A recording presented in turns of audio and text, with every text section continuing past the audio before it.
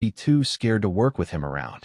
Ghislaine playfully asked if that was how she treated someone who had offered to help, but Elena replied, saying he could help by disappearing. But Ghislaine would not falter. He wanted to protect her from her imminent doom and investigate the castle, to know its ins and outs. A panting voice suddenly cut through the crowd. Young Master Ghislaine.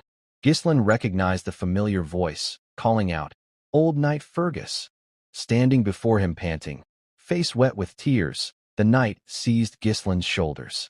"I heard about the orcs. Thank the gods you're alive." Elena's eyes lit up with mischief. "Perfect timing, Sir Fergus. Please escort my brother back to his room. He's been acting insane since he woke up." Fergus happily complied, dragging a protesting Ghislaine away. Inside, Ghislaine sighed. His old delinquent reputation was still biting him in the ass. Once alone, he asked Fergus to take him to the castle's abandoned training field instead. Fergus nearly dropped his sword.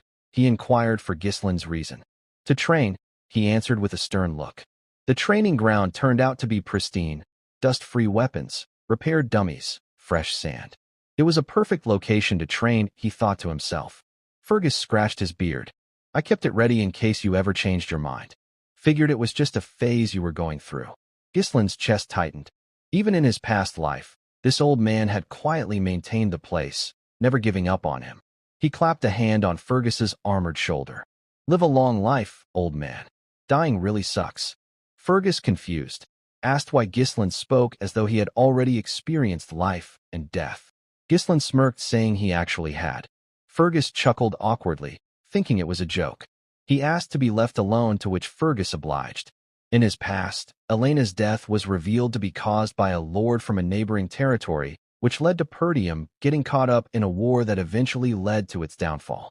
Elena's death was the starting point, which meant he needed to set things straight from here. He sat cross-legged, thinking he needed to first work on his limited stamina and mana control.